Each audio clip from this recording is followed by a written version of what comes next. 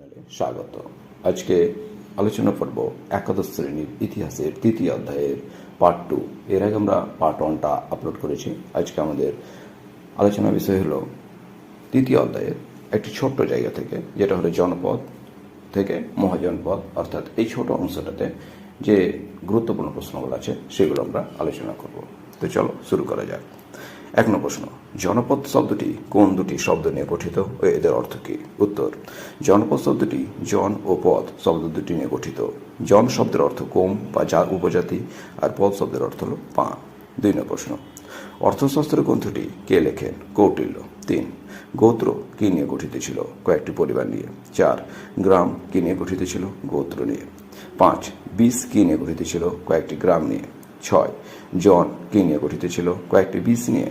7, কোনো নির্দিষ্ট জনগোষ্ঠী বা উপজাতি যেখানে পা রাখে সেই নির্দিষ্ট এলাকাকে কি বলা হয়? জনপদ। 8, রামায়ণের কয়টি জনপদ উল্লেখ আছে? উত্তর, বাল্মীকি রচিত রামায়ণে 27টি জনপদের উল্লেখ আছে। 9, মহাভারতে কয়টি জনপদ উল্লেখ আছে? উত্তর, বেদব্যাস রচিত মহাভারতে 25টি জনপদ উল্লেখ আছে। 10, অষ্টাধ্যায়ী গ্রন্থটিকে লেখেন পাণিনি। এই গ্রন্থে 30টি মহাজনপদের উল্লেখ আছে।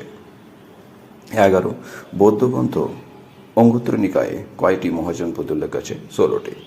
তারপরে এখানে আমরা এই অধ্যায়ের এই যে ছকটা দেওয়া আছে, এখান থেকেই তোমাদের মূলত প্রশ্নগুলো আসার সম্ভাবনা আছে এই অংশটা থেকে। তো ছকটা চলো শুরু করা যাক। এখানে 16টা মহাজনপদ ও তাদের নাম, বর্তমান অবস্থা, মানে বর্তমানে তারা কোথায় অবস্থিত, আর তাদের রাজধানী দেওয়া আছে। তো এইটা তোমরা খাতে লিখে খুব ভালো করে পড়ে নিবে। এখান থেকেই মেন এই জনপদ ও মহাজনপদের মূল প্রশ্নগুলো আসে। 16টা মহাজনপদ প্রথম হচ্ছে অঙ্গ। বর্তমান অবস্থা পূর্ব বিহারের ভাগলপুরে, রাজধানী ছিল চম্পা।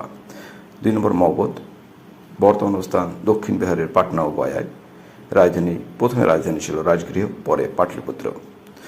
3, কাশী, বর্তমান অবস্থান উত্তরপ্রদেশের বেনারস, রাজধানী ছিল বারাণসী। 4, কৌশল, বর্তমান উত্তরপ্রদেশের ফৈজাবাদ, অযোধ্যা, রাজধানী ছিল শ্রাবস্তি। 5, অবন্তী, বর্তমান স্থান মধ্যপ্রদেশের উজ্জয়িনী ও বিদিশা, রাজধানী উজ্জয়িনী ও মহিষ্মতি। 6, বৎস, উত্তরপ্রদেশের এলাহাবাদ, বর্তমান স্থান, রাজধানী ছিল কৌশাম্বী। 7, মৎস্য, বর্তমান স্থান রাজস্থানের জয়পুর, রাজধানী ছিল বিরাটনগর। 8, কুরু, বর্তমান স্থান দিল্লি ও তার পার্শ্ববর্তী এলাকা, রাজধানী ইন্দ্রপ্রস্থ।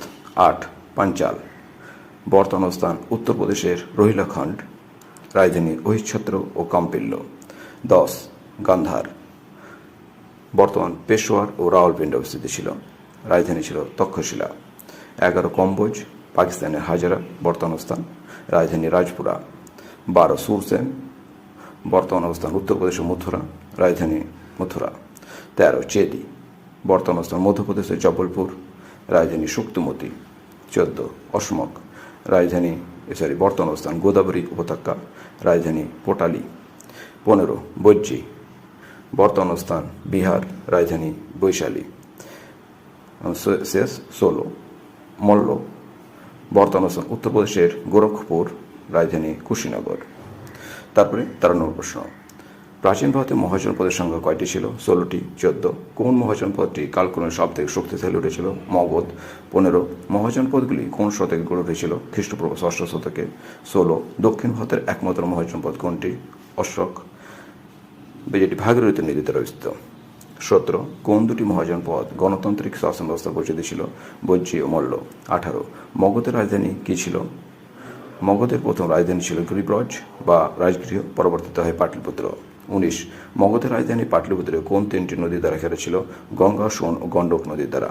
20, কোন রাজা মহাশিলা কণ্টক ও রথ মুসুল নামক অস্ত্র ব্যবহার শুরু করেন? অজাতশত্রু। 21, অজাতশত্রুর প্রধানমন্ত্রী কে ছিলেন? বর্ষাকর। 22, মহাজনপদগুলির মধ্যে অধিকাংশ কী ধরনের শাসন পদ্ধতি ছিল? রাজতান্ত্রিক শাসন ব্যবস্থা। তাই ছিল তোমাদের জনপদ ও মহাজনপদের ছোট্ট জায়গা থেকে এই কয়েকটা প্রশ্ন তোমরা করে ঝটপট খাতে লিখতে থাকো। এরপরে আমরা মোগল সাম্রাজ্য ও ম্যাসেডোনিয়ান সাম্রাজ্য থেকে তৃতীয় পার্টটা খুব শীঘ্রই আপলোড করব। Thank you.